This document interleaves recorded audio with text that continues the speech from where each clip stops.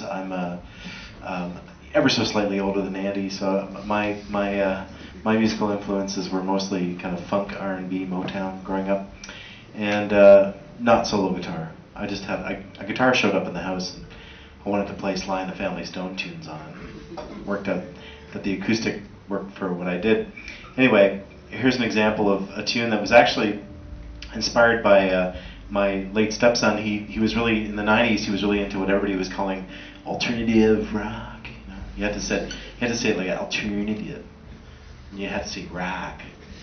I don't know why. Anyway, and when he was listening to this stuff in his room, my office is right next to his bedroom, and I used to hear all this stuff coming through the wall and stuff. I noticed that mostly what made it through the wall was this sound like, and I realized what it was. All these bands were all trying to sound like Pearl Jam, and they had all bought the same guitar distortion pedal that the guitarist in Pearl Jam used. All used the same one. Anyway, that sound would make it through the wall. But when I was listening to the music with the door open, I thought to myself, man, it sounds like a lot of the stuff I grew up listening to. So at dinner one night, I said, hey Tash, that band you're listening to, what are they called? Phlegm or Spit or something? Anyway, they sound a lot like my old Black Sabbath records. I thought, a little bonding, He looked at me sideways. The Osbournes still didn't have their own television show, so he had no idea what I was talking about.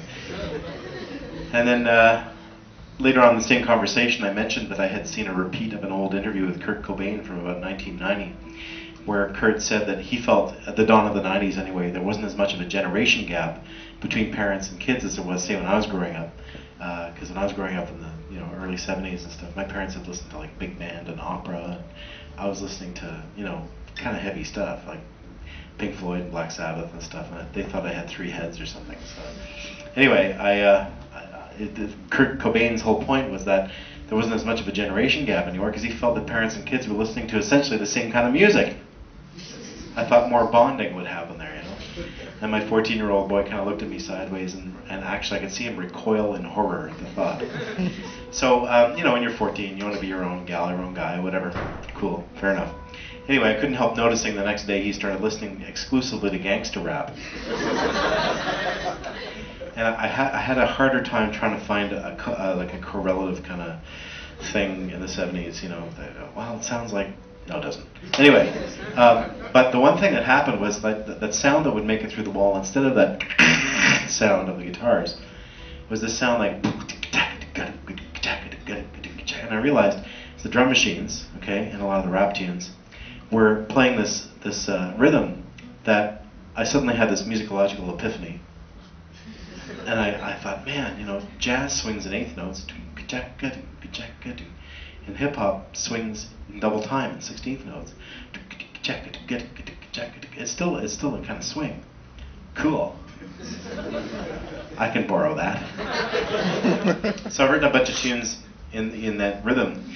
And way back, I know I'm really dating myself now, way back in the days before YouTube, I'm talking like 23 months ago. I know most of you are too young to remember that far back, but,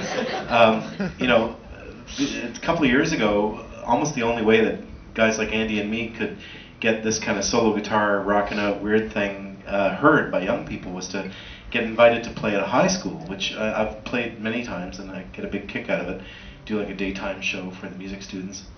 And very often, it's the only time they've ever seen a solo guitarist that doesn't play classical music. And so, anyway, invariably I do a tune like this next one as my last tune for teenagers. And, there's always a gaggle of them come up to like a bunch of 13, 14-year-old boys. We're talking in kind of white bread towns like Winnipeg, Manitoba, Not exactly, there's not much of an inner city or an other side of the tracks in Winnipeg. And so all these guys, they're full of tude, and they're trying to look really, like they've got it going down, And the big baggy trousers and the bling and the backwards baseball cap, and they have to hold their trousers up as they walk towards me.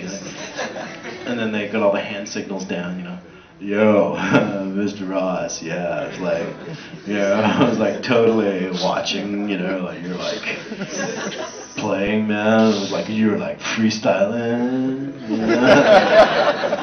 Well, I was like, whoa! And I was like with my buddy, and he said, yeah. Whoa. And And then, like, you know, you started, like, doing your slap harmonic shit, man. And I was like, whoa! And he was like, yeah. Wow. You rock, dude. You totally rock. And that feels really good. So, here's a tune that goes down great with the high school kids. It's called Afraid to Dance. And it's on my live CD, Live in Your Head.